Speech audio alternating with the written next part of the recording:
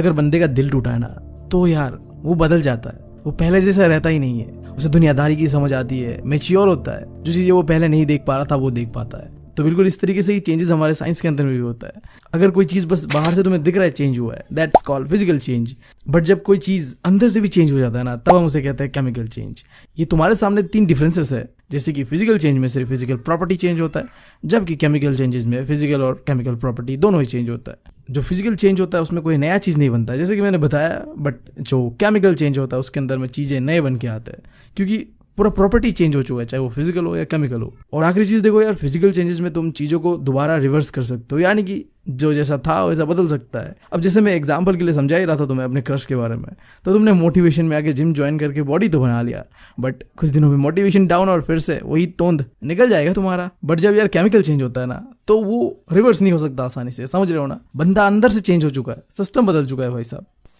हाँ, तो इस चैप्टर के अंदर में हमारा पूरा का पूरा फोकस होगा केमिकल चेंजेस की ओर, जिसके अंदर में जो पहला टॉपिक है वो है केमिकल रिएक्शन। अब जैसे 2 चीजें आपस में रिएक्ट करते हैं और उससे बिल्कुल एक नया चीज बन के आता है, दैट्स कॉल्ड केमिकल रिएक्शन, जिसका प्रॉपर्टीज बिल्कुल ही अलग होता है जो पहले था। अब मैं एग्जांपल का बात करूं, तुम्हारे पास हाइड्रोजन है और ऑक्सीजन है, जिससे मिलकर तुमने बनाया पानी। अब देखो, हाइड्रोजन और ऑक्सीजन तो गैस था, बट जो तुमने बनाया ना रिएक्शन के बाद, वो तो एक लिक्विड था, वाटर। देख रहे हो, प्रॉपर्टी ही चेंज हो चुका है यहाँ में, कहा दोनों गैस था और कहा ये लिक्विड है। तो ऐसा होता है केमिकल रिएक्शन के अंदर में, जहां पूरा प्रॉपर्टीज बिल्कुल ही अलग दिखने लगता है रिएक्शन के बाद। अब यहाँ में ध्यान देने वाली चीज ये, 2 चीजें जो आपस में रिएक्ट करते हैं उसे हम कहते हैं रिएक्टेंट, और रिएक्ट करने के बाद जो चीज बनता है ना फाइनली, उसे हम कहते हैं प्रोडक्ट। ये बिल्कुल ऐसा ही है जैसे 2 छापरी इन्फ्लुएंसर मिलते हैं इंस्टाग्राम पे और कर लेते हैं कॉलैब, और जो वो बनाते हैं ना जो हकते हैं ना, वो दैट्स कॉल्ड प्रोडक्ट।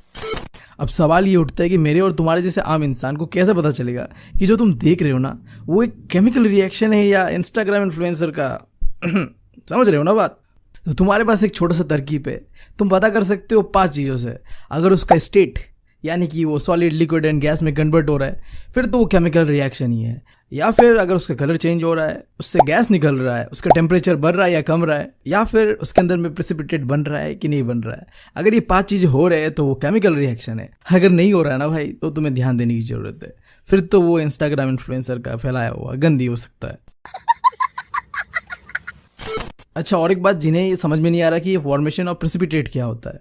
जो रिएक्शन के बाद कुछ सब्सटेंस कह लो या कुछ भी कह लो, सॉलिड पार्टिकल जो कि मिक्स नहीं हो पाता रिएक्शन के अंदर में, उसे कहते हैं फॉर्मेशन ऑफ प्रेसिपिटेट। मैं हमेशा तुम लोगों से कहता हूँ कि जब भी केमिस्ट्री पढ़ने आओ तो थोड़ा माल फूक के आओ, क्योंकि जिस बंदे ने केमिस्ट्री को बनाया ना, उसने आधा किलो नमक सूंघ के इस सब्जेक्ट को बनाया है। तो अगर तुम्हें इस सब्जेक्ट को अच्छी तरीके से समझना है ना, तो यार नमक सूंघ के आना जरूरी है। तो जाओ, मैं भी जा रहा हूँ। अरे मम्मी, 1 प्लेट नमक लगाना तो मेरे लिए। A few moments later. जन्नत भाई साहब, अब आएगा मजा केमिस्ट्री पढ़ने में। देखो, अब जो मैं तुम्हें एक टॉपिक पढ़ाऊंगा ना, उससे तुम समझ पाओगे कि क्यों मैं कह रहा था कि हाँ यार, माल फूकना केमिस्ट्री में बहुत जरूरी है। मैं बात कर रहा हूँ केमिकल इक्वेशन का। केमिकल इक्वेशन का सिंपल सा मतलब ये है कि जो तुम केमिकल रिएक्शन करते हो ना, उसे सिंबलिकली या फॉर्मूला से रिप्रेजेंट करना, जिससे कि वो थोड़ा आसान दिखे, आसान बन जाए। बट क्या सही में ये आसान दिखता है और आसान बनता है? अब जैसे हाइड्रोजन है और ऑक्सीजन है, दोनों मिलकर क्या बनते हैं? पानी। अब इसे तुम्हें अगर बहुत ही आसानी से लिखना है ना, तो तुम ऐसे लिखोगे, हाइड्रोजन को H2, ऑक्सीजन को O2, जो कि मिलके बनता है H2O। देखा ये कितना आसान था? ये क्या बात करता है यार। फिर दूसरा एग्जांपल लेते हैं। मान लो मैग्नीशियम है और ऑक्सीजन है, दोनों मिलके बनते हैं मैग्नीशियम ऑक्साइड। अब इसका केमिकल इक्वेशन तुम कुछ इस तरीके से बनाओगे, मैग्नीशियम को तुम लिखोगे Mg और ऑक्सीजन को तुम लिखोगे O2, दोनों मिलके बनेंगे MgO। देखा ये कितना आसान था। सही में आसान था। मतलब क्या है ये? क्या है सही में? क्या है ये? चूतिया बनाया तुमको। मतलब यार, ये मैग्नीशियम, ऑक्सीजन, हाइड्रोजन का स्पेलिंग याद करना आसान है, या पूरा ये पीरियोडिक टेबल में दिया हुआ एलिमेंट्स का एटॉमिक नंबर याद करना आसान है? नहीं, तुम मुझे बताओ कौन सा आसान है। अगर तुम एक नॉर्मल इंसान होते तो तुम कहते नहीं, हाइड्रोजन, ऑक्सीजन का स्पेलिंग आसान होगा। बट नहीं, क्योंकि हमने माल भूखा हुआ है, हम है नशे पे, तो हमें आसान लग रहा है इनका एटॉमिक नंबर याद करने। तो हमेशा ऐसा ही करना, ठीक है? क्योंकि ऐसा ही करना होता है। हमारे पास कोई ऑप्शन है नहीं, तो आगे बढ़ते हैं। अब केमिकल इक्वेशन भी 2 तरीके का होता है, बैलेंस केमिकल इक्वेशन और अनबैलेंस केमिकल इक्वेशन। अब यहाँ पे तुम्हारे सामने एग्जांपल है कि बैलेंस केमिकल इक्वेशन कैसा दिखता है और अनबैलेंस वाला कैसा दिखता है। यहाँ पे बस तुम्हें ध्यान देना है कि लेफ्ट हैंड साइड पे और राइट हैंड साइड में एटम के नंबर बराबर है या नहीं है। अगर बराबर है तो वो बैलेंस इक्वेशन है, अगर बराबर नहीं है तो वो इम्बैलेंस केमिकल इक्वेशन है। अब जैसे हाइड्रोजन में 2 एटम है और ऑक्सीजन में भी 2 एटम है लेफ्ट हैंड साइड में। बट जब ये रिएक्ट होकर वाटर बनता है तब तुम देख सकते हो यहाँ पे हाइड्रोजन के तो 2 एटम है बट ऑक्सीजन में 1 ही एटम है। कुछ नंबर नहीं दिया, उसका मतलब 1 ही है, ठीक है। तो ये तो इम्बैलेंस हो गया ना, वहाँ तो ऑक्सीजन में 2 था बट यहाँ 1 है। अब यहाँ पे दूसरे एग्जाम्पल को लेते हैं। जिंक और सल्फ्रिक एसिड दोनों ने रिएक्ट किया और बना क्या, जिंक सल्फर्ड प्लस हाइड्रोजन। अब इसे तुम केमिकल इक्वेशन के तौर पे लिखोगे, जिंक का तो Zn और सल्फ्रिक एसिड को लिखोगे H2SO4, जो कि रिएक्ट होने के बाद बन जाएगा जिंक SO4 प्लस H2। अब तुम्हें क्या करना है कि चेक करना है कि ये बैलेंस है या नहीं है, जिसके लिए तुम्हें राइट हैंड साइड को लेफ्ट हैंड साइड से कंपेयर करना है। तो लेफ्ट हैंड साइड में भी हाइड्रोजन 2 है, राइट में भी 2 है। और ऑक्सीजन का बात करूँ तो वो भी राइट में 2 है, लेफ्ट में 2 है, जो कि क्लियरली इंडिकेट कर रहा है कि ये एक बैलेंस इक्वेशन है, क्योंकि लेफ्ट और राइट में बराबर के एटम्स है। तो इससे साबित होता है कि अगर बैलेंस होता है तो लेफ्ट और राइट में बराबर एटम्स होगा, और अगर अनबैलेंस होता है इसका मतलब है कि एटम कहीं ज़्यादा या कहीं कम होगा। सो एक सवाल जो तुम्हारे दिमाग पे अब आना चाहिए कि ये इम्बैलेंस इक्वेशन को बैलेंस कैसे करे। और सीबीएसई वाले चच्चा कभी कभी ये क्वेश्चन पूछ भी देते हैं कि हमें क्यों हर इक्वेशन को बैलेंस ही करना पड़ता है, why do you need to balance chemical equation. तो बहुत ही आसान सा जवाब ये है कि according to the law of conservation of mass, कोई भी केमिकल रिएक्शन में मास ना ही क्रिएट होता है ना ही डिस्ट्रॉयड होता है, ये तो बस ट्रांसफर होता है रिएक्टेंट से प्रोडक्ट के बीच। इसीलिए हमें हमेशा बैलेंस ही करना पड़ता है। सो इसी से हमारा अगला टॉपिक भी आता है कि कैसे हम किसी भी इक्वेशन को बैलेंस कर सकते हैं। बहुत ही आसान है, बस तुम्हें मेरे साथ कुछ सिंपल से स्टेप दोहराने हैं और तुम कोई भी केमिकल इक्वेशन को बैलेंस कर सकते हो।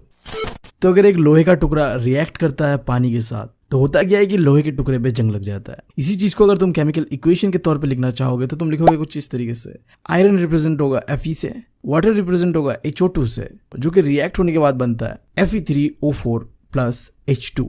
सो अब तुम्हें क्या चेक करना है कि ये एक बैलेंस इक्वेशन है या नहीं है। सो जहां तक मैं देख पा रहा हूँ ये कहीं से भी एक बैलेंस इक्वेशन नहीं दिख रहा मुझे। तो बैलेंस करते हैं। अब पहला स्टेप, जो तुम्हारे पास इक्वेशन है उसे बॉक्स के अंदर में डालो। अब तुम्हारे दिमाग में ख्याल आ रहा हो कि हमने इसे बॉक्स के अंदर क्यों डाला। देखो, क्योंकि हमने कंपाउंड और एलिमेंट को डिफरेंशिएट किया। यहाँ पे जो सिंगल बैठा हुआ है जैसे कि Fe है, ये एक एलिमेंट है, बट देखो HO2 तो ये क्या एक कंपाउंड है। अब जब मैं आगे इनके अंदर में चेंजेस लाऊंगा ना तो ये चेंजेस एक एलिमेंट के अंदर में नहीं होगा। ये बॉक्स के अंदर में अगर 2 एलिमेंट है तो कोई भी चेंजेस लाने से इन दोनों एलिमेंट के ऊपर एक साथ असर होगा, क्योंकि ये एलिमेंट नहीं है, ये कंपाउंड है।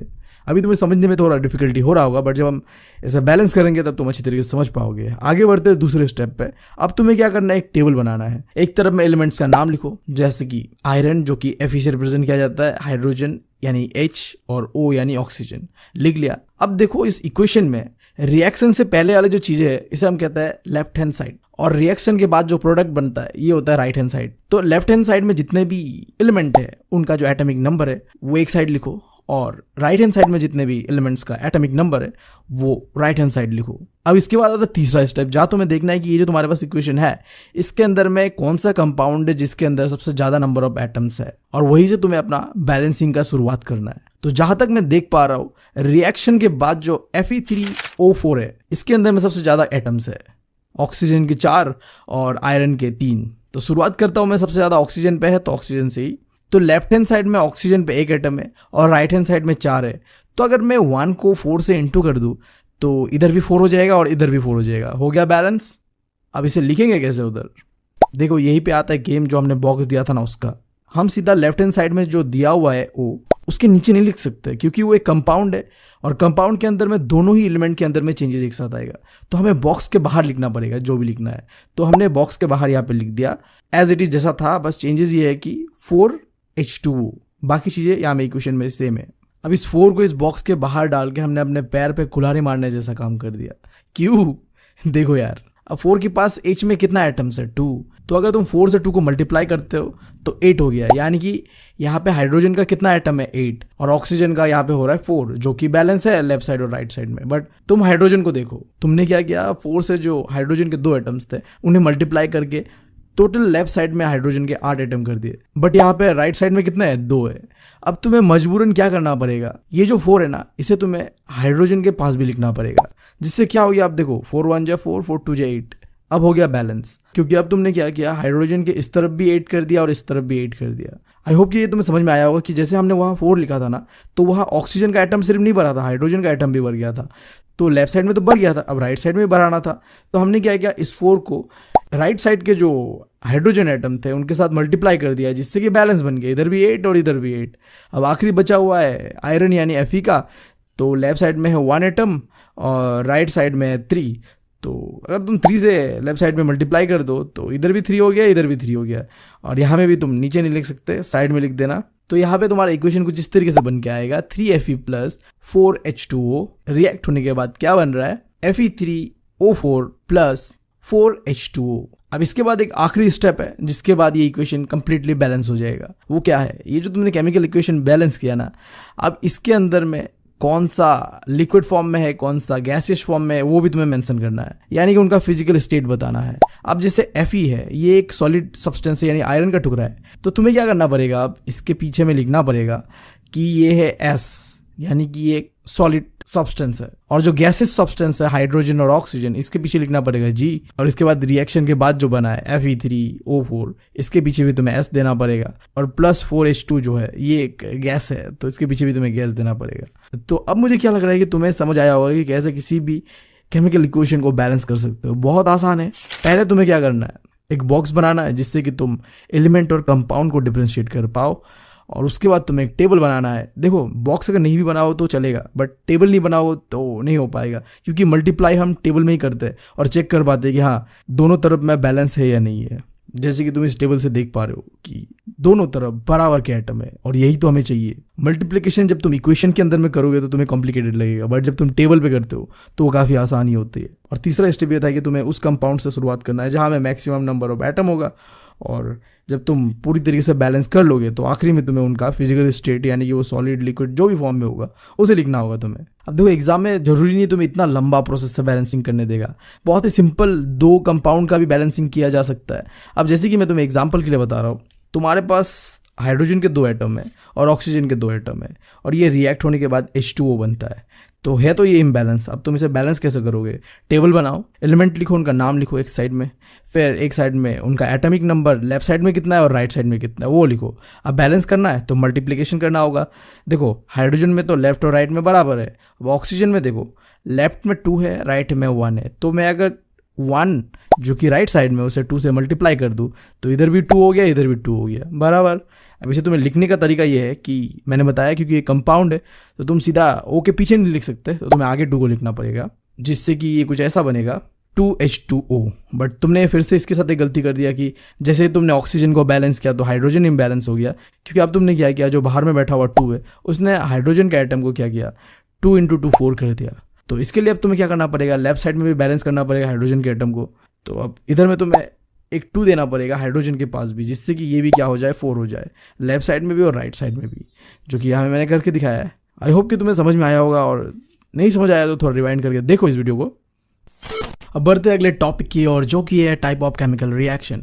अब देखो हमने सबसे पहला जो टॉपिक पढ़ा था वहाँ देखा था हमने कि केमिकल रिएक्शन क्या होता है, और इस टॉपिक पे हम समझेंगे कि केमिकल रिएक्शन कितने तरीके का होता है। तो बेसिकली ये 4 तरीके का होता है। पहला है कॉम्बिनेशन रिएक्शन, जिसके अंदर में 2 चीजें आपस में रिएक्ट करके कोई एक चीज बनता है, single product, that's called combination reaction. यहाँ मैं एग्जांपल का बात करूँ, कार्बन और ऑक्सीजन दोनों मिलके क्या बनता है, कार्बन डाइऑक्साइड, एक सिंगल प्रोडक्ट बना। बट देखो हमेशा ऐसा नहीं होता है, रिएक्शन होती ही कभी कभी क्या होता है, रिएक्शन के बाद प्रोडक्ट जो बनता है ना वो 2 या 2 से ज्यादा भी बनता है। सो यही पे आता है हमारा दूसरा टाइप ऑफ रिएक्शन, जिसे हम कहते हैं डिकम्पोजिशन रिएक्शन। अच्छा, तो इसके अंदर क्या होता है ना कि कोई एक रिएक्टेंट टूटता है और बनता है फिर कई सारे प्रोडक्ट। थोड़ा अजीब है नहीं? हमने तो सुना था कि 2 या 2 से ज्यादा चीज रिएक्ट होता है फिर कोई एक प्रोडक्ट बनता है, बट यहाँ उल्टा है, कोई एक चीज खुद ब खुद कैसे रिएक्ट हो रहा है फिर उससे वो टूट के कई सारे प्रोडक्ट बन जा रहा है। तो यही पे अब तुम्हें समझना है कि डीकम्पोजिशन का मतलब क्या है। डीकम्पोजिशन का मतलब सड़ना नहीं है, टूटना है, यानी कि वो जो एक रिएक्टेंट है ना वो टूटता है। अब टूटता कैसे, उसके ऊपर हम एनर्जी का इस्तेमाल करते हैं। अब ये एनर्जी 3 तरीके का होता है, और सीबीएसई वाले चच्चा तुम्हें इसके ऊपर क्वेश्चन भी पूछते हैं कि बताओ यार टाइप ऑफ डीकम्पोजिशन रिएक्शन। तो देखो अगर तुम किसी रिएक्शन के अंदर में जो रिएक्टेंट होता है ना उसे तोड़ने में हीट का इस्तेमाल करते हो तो उसे हम कहते हैं थर्मोलिसिस रिएक्शन। एग्जाम्पल का बात करते हैं, मान लो तुम्हारे पास है कैल्शियम कार्बोनेट, जिसके ऊपर तुमने हीट का इस्तेमाल किया, जिससे कि ये रिएक्टेंट अब टूटेगा, टूट के 2 प्रोडक्ट बनेगा, जो कि होगा कैल्शियम ऑक्साइड और कार्बन डाइऑक्साइड। फिर दूसरा टाइप का बात करते हैं, अगर कोई भी रिएक्शन के अंदर में रिएक्टेंट को तुम तोड़ते हो इलेक्ट्रिसिटी का इस्तेमाल करके, तब तुम उसे कहोगे इलेक्ट्रोलिसिस डिकम्पोजिशन रिएक्शन। एग्जांपल लेते, तुम्हारे पास वाटर है जिसके अंदर में हाइड्रोजन और ऑक्सीजन प्रेजेंट है, तुम्हें पता है, बट ये हाइड्रोजन और ऑक्सीजन को अलग करने के लिए तुम्हें उसके अंदर में डालना पड़ेगा इलेक्ट्रिसिटी। इलेक्ट्रिसिटी जैसे ही तुम डालते हो तो हाइड्रोजन और ऑक्सीजन अलग हो जाता है। फिर आखिरी तरीका, अगर तुम किसी भी रिएक्शन के अंदर में जो रिएक्टेंट है उसे तोड़ने में सनलाइट एनर्जी का इस्तेमाल करते हो तो तुम उसे कहोगे फोटोलिसिस डिकम्पोजिशन रिएक्शन। एग्जाम्पल का बात करते हैं, मान लो तुम्हारे पास है सिल्वर क्लोराइड, तुमने इसके ऊपर सनलाइट डाल के इसे तोड़ा जिससे कि यहाँ से दो प्रोडक्ट बनता है, सिल्वर और क्लोराइड, दोनों अलग अलग हो गया। कितना आसान था नहीं?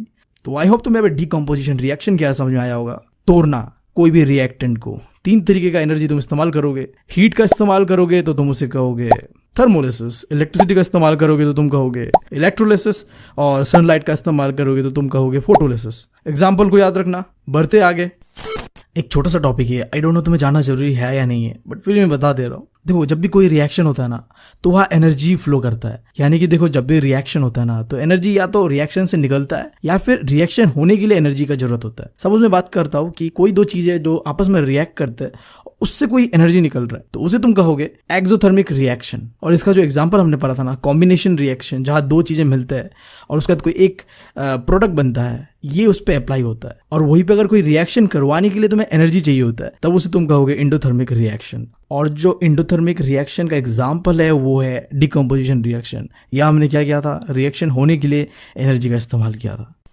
अभी देखो यार, टाइप ऑफ केमिकल रिएक्शन के अंदर में तुमने पूरी अच्छी तरीके से समझा क्या होता है combination reaction and decomposition reaction. But रुको यार, यहाँ ये खत्म नहीं हो रहा है, और दो बाकी है, displacement reaction and double displacement reaction. ये दोनों बाकी है, इन दोनों कर लो आगे मौज ही मौज है। जैसे कि ये दुनिया वाले कहते ही हमसे, तो मैं भी कह रहा हूँ तुम्हें, क्योंकि मैं भी इस दुनिया का ही पार्ट हूँ ना। तो जो बात रहा डिस्प्लेसमेंट रिएक्शन का, इससे मुझे अपने दोस्त गौतम का याद आ रहा है। तो जब थे हम कॉलेज के फर्स्ट ईयर पे, तो मेरा दोस्त पड़ गया था लौंडियाबाजी के चक्कर में। मतलब पूरा साल उसने, एक पायल नाम की लड़की थी, उसके पीछे भाई साहब पड़ गया, भाई साहब डेडिकेशन से। और बंदी भी इतनी स्मार्ट थी उसकी, भाई साहब गंदी तरीके से उसे काटा और फ्रेंड जोन बनाया पूरे साल भर। बट यार सेकंड ईयर में ना उसकी बंदी यार जूनियर के साथ भाग गई। मतलब पायल ने बिना खनखन करे ही मेरे भाई का काट दिया। सो अगर भाई तू ये वीडियो देख रहा है तो सॉरी यार, आई होप कि ये वीडियो उस तक ना पहुंचे। तो खैर, मैं इससे बताने की कोशिश ये कर रहा था कि देखो, कुछ ऐसे रिएक्शन होता है जहां में रिएक्टिव एलिमेंट जो होता है वो लेस रिएक्टिव एलिमेंट्स को रिप्लेस कर देता है। वैसे ही जैसे पायल ने मेरे दोस्त गौतम को रिप्लेस कर दिया, क्योंकि शायद वो उतना रिएक्टिव था नहीं और कोई उसे जूनियर कुछ खास ही रिएक्टिव लग गया होगा। तो बिल्कुल इस तरीके से ही होता है। एग्जाम्पल का बात करता हूँ, देखो तुम्हारे पास एक एलिमेंट है Fe जो कि आयरन है, और साथ ही में एक कंपाउंड है जिसके अंदर में 2 एलिमेंट्स है, कॉपर सल्फेट। अब देखो रिएक्शन होने के बाद क्या होता है, क्योंकि आयरन ज़्यादा रिएक्टिव है कॉपर से, तो यहाँ पे आयरन के साथ आयरन सल्फेट बन जाता है और कॉपर बेचारा अकेला रह जाता है, क्योंकि वो उतना रिएक्टिव नहीं था। तो हमारे कॉपर के साथ और हमारे गौतम के साथ बुरा हुआ भाई साहब। अब मुझे पता है कि तुम लोगों के दिमाग में एक सवाल आया होगा कि तुम कैसे पता करोगे कि कौन सा एलिमेंट रिएक्टिव है और कौन सा एलिमेंट रिएक्टिव नहीं है, क्योंकि अल्टीमेटली डिस्प्लेसमेंट रिएक्शन के अंदर में ये जो रिएक्टिव एलिमेंट है उसे रिप्लेस करना होता है लेस रिएक्टिव एलिमेंट से। तो इसके लिए तुम समझना पड़ेगा रिएक्टिविटी सीरीज को। तो इसके लिए तुम यूट्यूब में कई सारे वीडियोज़ देख सकते हो जो रिएक्टिविटी सीरीज के ऊपर है, जिससे कि तुम अंडरस्टैंड कर पाओगे क्या, और उसे मेमोराइज भी करना पड़ेगा तुम्हें, तभी तुम जाके इस डिस्प्लेसमेंट रिएक्शन को खुद कर पाओगे। बिना रिएक्टिविटी सीरीज का आई डोंट थिंक कि तुम इसे कर पाओगे। अब इसके बाद बात करते हैं डबल डिस्प्लेसमेंट रिएक्शन का। ये यार डिस्प्लेसमेंट जैसा नहीं है कि एक बेचारा अकेला ही रह जाता है, नहीं। डबल डिस्प्लेसमेंट में ये लोग क्या करते हैं, आपस में एक दूसरे का गर्लफ्रेंड शेयर कर लेते हैं। मान लो तुम्हारा 2 दोस्त है, दोनों के पास एक गर्लफ्रेंड है, तो वो लोग क्या कर सकते हैं, अपना गर्लफ्रेंड को एक्सचेंज कर सकते हैं। That's called mutual exchange of ions. ठीक है, यही होता है डबल डिस्प्लेसमेंट के अंदर में। एग्जाम्पल से समझाता हूँ तुम्हें। देखो तुम्हारे पास 2 कंपाउंड है, तुम्हें तो इतना पता होगा कि कंपाउंड और एलिमेंट में क्या फ़र्क होता है। 2 या 2 से ज़्यादा एलिमेंट मिलकर कंपाउंड बनता है। तो यहाँ पे 2 कंपाउंड है, एक कंपाउंड के अंदर में 2 एलिमेंट्स है, राइट। तो हो क्या रहा है देखो, तो पहला जो कंपाउंड है वो है सोडियम सल्फेट और दूसरा कंपाउंड है बेरियम क्लोराइड। अब देखो रिएक्शन होने के बाद क्या होता है, देखो जो बेरियम क्लोराइड था ना वो अब क्या बन गया, बेरियम सल्फेट, और जो सोडियम सल्फेट था वो बन गया अब सोडियम क्लोराइड। तो देखा तुमने, इन्होंने आपस में ही एक दूसरे का जो एलिमेंट है एक वो चेंज करके म्यूचुअली अपना काम चला लिया। इतना ही था केमिकल रिएक्शन के बारे में। तो आ चुके हैं हम इस चैप्टर के आखिरी टॉपिक ऑक्सीजन रिडक्शन रिएक्शन के पास, जिसे तुम रिडॉक्स भी कहते हो। बट इस रिएक्शन को समझने से पहले तुम समझ लो ऑक्सीडेशन क्या होता है और रिडक्शन होता क्या है। देखो, जब भी कोई रिएक्शन के अंदर में कोई चीज़ ऑक्सीजन को गेन कर रहा होता है और हाइड्रोजन को लूज कर रहा होता है ना, तब उस चीज़ को हम कहते हैं ऑक्सीडेशन। नाम से ही समझ आ रहा हो, ऑक्सीडेशन मतलब ऑक्सीजन को लेना या फिर हाइड्रोजन को छोड़ना।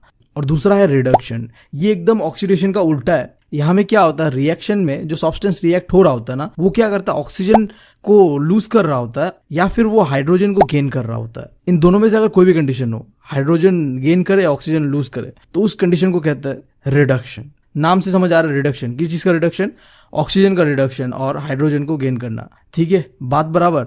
अब देखो, इतना समझ गए तुम, अब समझो कि रिडॉक्स रिएक्शन क्या होता है।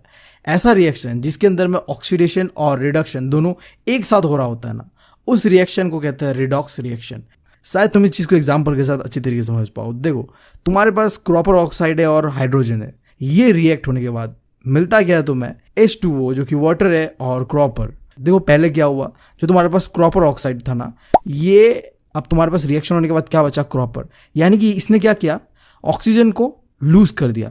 तो मैंने क्या बताया तुम्हें, जब भी रिएक्शन में ऑक्सीजन रिड्यूस होता है तो उसे हम कहते हैं रिडक्शन। और दूसरा यहाँ पे कंडीशन है जहाँ हाइड्रोजन बस अकेला था, बट रिएक्शन के बाद हाइड्रोजन को यहाँ ऑक्सीजन मिल गया, तो यहाँ में क्या हुआ होगा, ऑक्सीडेशन हुआ होगा, जिसकी वजह से यहाँ में रिएक्शन के बाद इसे H2O मिला, यानी कि हाइड्रोजन को गेन किया इसने।